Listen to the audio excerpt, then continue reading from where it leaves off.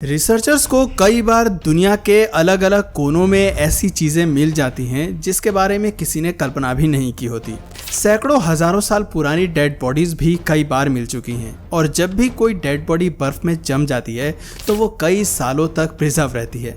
उन बॉडीज को देखकर पता लगाया जा सकता है कि प्राचीन समय में जानवर कैसे दिखते होंगे। मैमथ्स, वूली राइनोज और इंसानों की बॉडी बर्फ में डिस्कवर भी की जा चुकी हैं। जब इन बॉडीज पर रिसर्च की जाती है तो कई चौंकाने वाली बात सामने आती है और जितना अधिक इसकी गहराई में वैज्ञानिक जाते हैं उनके सामने उतने ही अधिक नए प्रश्न खड़े हो जाते हैं। आज के इस वीडियो में हम ऐसे ही 5 क्रीचर्स के बारे में बात करने वाले हैं, तो वीडियो काफ़ी इंटरेस्टिंग होने वाली है, इसलिए वीडियो में अंत तक ज़रूर बने रहिएगा। तो चलिए वीडियो को स्टार्ट करते हैं। The Minnesota Iceman. सबसे पहले बात करेंगे मिनेसोटा आइसमैन की, जो दिखने में किसी इंसान या फिर एप जैसा लगता है। इसके हाथ और पैर काफ़ी बड़े हैं। सबसे पहले तो इसे निएंडरथल मैन से जोड़कर देखा गया था। 1960 और 1970 के दशक में इसे नॉर्थ अमेरिका के अलग अलग शहरों में और कार्निवल्स में डिस्प्ले किया गया और इसे देखने के लिए बड़ी संख्या में लोग इकट्ठा हुआ करते थे। एग्जिबिटर फ्रैंक हैंसन का कहना था कि वो इस क्रिएचर के असली मालिक की तलाश कर रहे थे। बाद में कुछ क्रिप्टोलॉजिस्ट ने आइसमैन को बर्नेट का नाम दिया। इस जीव के बारे में जानने की उत्सुकता वैज्ञानिकों में लगातार बढ़ रही थी। इस बात में कोई संदेह नहीं था कि ये एक रियल डेड बॉडी है और ये जीव एक समय पर दुनिया में मौजूद भी था। साल 1969 में इस जीव को होमो पोंगोइडर का नाम दिया गया, जिसका मतलब होता है एप जैसा दिखने वाला इंसान। इस डेड बॉडी की मसल्स काफ़ी मजबूत थीं, लंबे हाथ और पैर भी थे और पूरी बॉडी पर घने भूरे बाल थे।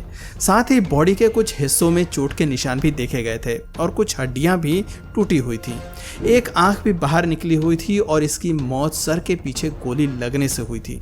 मिनेसोटा आइसमैन की बॉडी कहां से मिली, इस बारे में तो कई बातें फैल गई थीं। एग्जिबिटर फ्रैंक हैंसन ने कई कहानियां लोगों को सुनाई।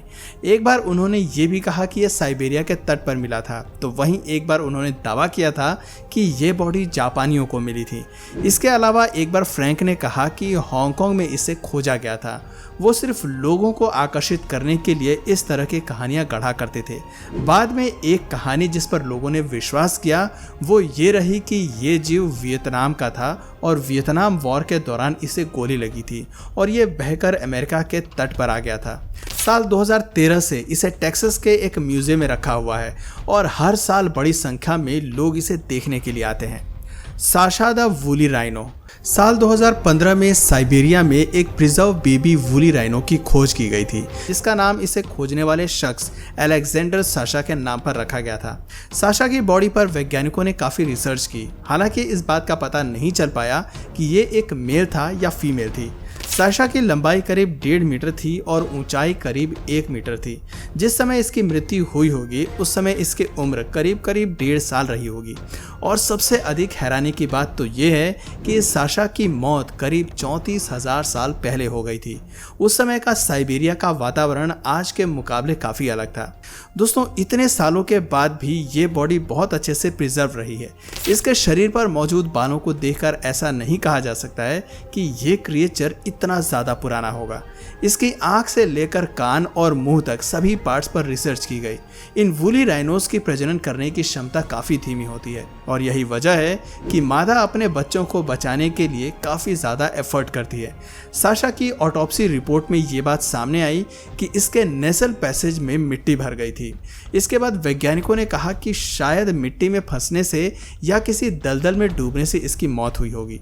साशा का डीएनए आज के राइनो से कंपेयर भी किया जा सकता है, जिससे इसके बारे में और अधिक जानकारी प्राप्त हो सके। Siberian ice maiden. हमने आइसमैन के बारे में जाना, अब बात करते हैं आइस मेडन की, जिसे प्रिंसेस ऑफ एकॉक भी कहा जाता है। ये एक महिला की ममीफाइड बॉडी है जो 5th सेंचुरी BC की मानी जाती है। इस महिला की बॉडी भी साइबेरिया के परमाफ्रोस्ट में ही मिली थी, जो वहाँ पिछले करीब 2000 सालों से मौजूद थी। इसकी खोज सन 1993 में एक अंडरग्राउंड चैम्बर में की गई थी। यह महिला पेजरिक्स नाम के एक ग्रुप की मेंबर रही थी जो 6ठी शताब्दी ईसा पूर्व से 2री शताब्दी ईसा पूर्व तक साइबेरिया के मूल निवासी रहे थे। बॉडी को जितने अच्छे से प्रिजर्व किया हुआ था उसे देखकर इसके बारे में अधिक जानने के लिए रिसर्चर्स की उत्सुकता और ज़्यादा बढ़ गई थी कि आखिर महिला की मौत कैसे हुई होगी। मौत के समय में इस महिला की उम्र मात्र 25 वर्ष की रही होगी। महिला की बॉडी के आसपास कुछ घोड़े भी दफन किए गए थे, साथ ही मीट और महिला के गहने भी रखे हुए थे। प्राचीन समय में शख्स की सभी चीज़ें और खाने पीने का सामान उसकी बॉडी के साथ दफनाया जाता था। ऐसा माना जाता था कि मृत्यु के बाद आगे का सफ़र तय करने में उसे कोई समस्या का सामना न करना पड़े। एक और मज़ेदार बात यह है कि आइस मेडन महिला के पास से भांग भी मिली थी। साल 2014 में बॉडी का MRI स्कैन भी कराया गया था जिसमें पता चला कि महिला की बोन्स में ऑस्टियोमाइलाइट्स नाम का एक इन्फेक्शन था जो उसे बचपन से ही था। बॉडी पर कुछ चोट के निशान भी पाए गए जिससे अंदाज़ा लगाया गया कि शायद घोड़े से गिरने के कारण इसकी मौत हुई होगी या फिर शायद ब्रेस्ट कैंसर से महिला का निधन हुआ होगा। MRI में तो ये बात सामने आई थी कि दाहिने स्तन में एक ट्यूमर था और कैंसर के फाइनल स्टेज में पहुंचने के बाद महिला की मौत हो गई होगी। उस समय शायद वो अपने पूरे ग्रुप के साथ विंटर कैंप में माइग्रेट कर रही थी। वो अपने दर्द को कम करने के लिए भांग का यूज़ करती रही होंगी। वैज्ञानिकों का ऐसा भी मानना है कि महिला को उसकी मौत के कई महीनों बाद दफनाया गया था। ल्यूबा द वूली मैमथ। ल्यूबा एक बेबी एनिमल है जो अब तक खोजे गए सभी जानवरों में सबसे अच्छे से प्रिजर्व किया गया था। ये कोई राइनो नहीं है बल्कि एक बेबी मैमथ है। वैसे तो अब तक कई बेबी मैमथ्स ममी की फॉर्म में पाए जा चुके हैं, लेकिन ल्यूबा की बात ही अलग है। इसे देख के ऐसा लगता है जैसे ये गहरी नींद में सो रही हो और अभी नींद से उठकर अपनी आंखें खोल लेगी। ल्यूबा को फिलहाल लंदन के नेचुरल हिस्ट्री म्यूजियम में रखा गया है। इसे अब तक की बेस्ट प्रिजर्व ममीफाइड स्पेसिमेन कहा गया है। दोस्तों, ल्यूबा अपनी मौत के समय मात्र 35 दिन की थी। इसके मरने का कारण गले में मिट्टी का फंसना बताया जा रहा है। साइंटिस्ट का कहना है कि बेबी एक दिन अपनी मां के साथ नदी में पानी पी रही होगी कि अचानक उसका पैर फिसल गया होगा और ये पानी में गिर गई होगी। पानी से बाहर आने की सभी कोशिशें नाकाम रहीं और इसके अंदर पानी के साथ साथ मिट्टी भी जम गई होगी। ल्यूबा की बॉडी के आसपास मौजूद बैक्टीरियाज लैक्टिक एसिड प्रोड्यूस कर रहे थे जिसकी वजह से बॉडी इतने सालों तक प्रिजर्व रही।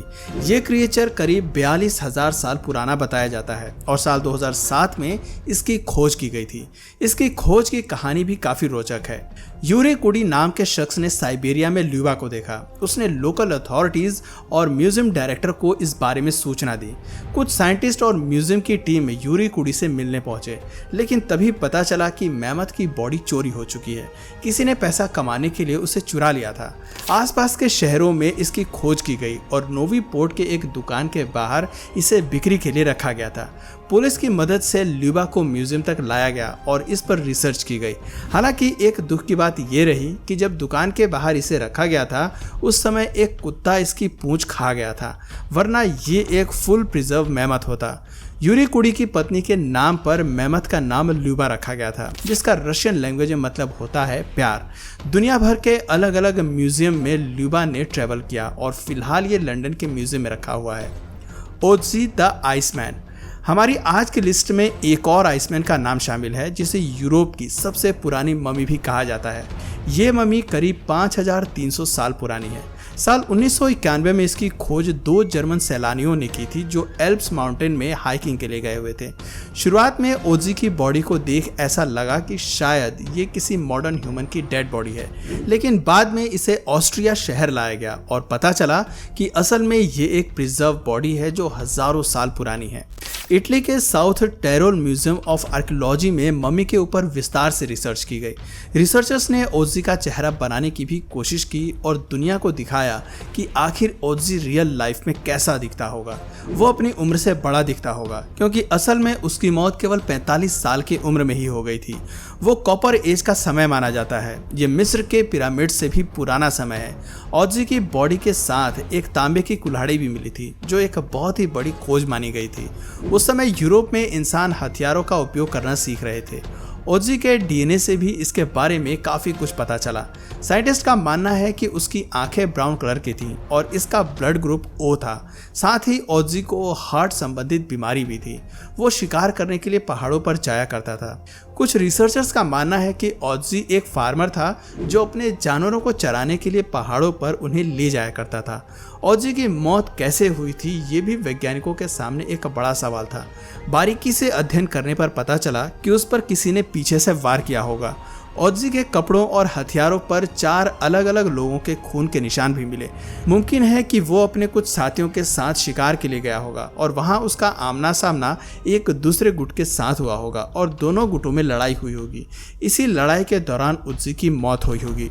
दोस्तों, ये सब अवशेष और मम्मी सिर्फ और सिर्फ बर्फ में जमे रहने के कारण ही इतनी अच्छी अवस्था में मिल पाए हैं। उम्मीद करते हैं दोस्तों कि आपको हमारी आज की ये वीडियो पसंद आई होगी। अगर इस वीडियो से आपको कुछ नया जानने या सीखने को मिला या फिर इंटरेस्टिंग लगा तो प्लीज़ इस वीडियो को एक लाइक करके अपने फ्रेंड्स और फैमिली में से ज़रूर शेयर करें। और यदि आप इस चैनल पर नए हैं तो प्लीज़ इस चैनल को सब्सक्राइब करके बेल नोटिफिकेशन आइकन को ऑन कर लीजिए ताकि हमारे आने वाले वीडियोज़ आप मिस ना करें। मिलते हैं फिर किसी वीडियो में नए टॉपिक के साथ, तब तक के लिए नमस्कार।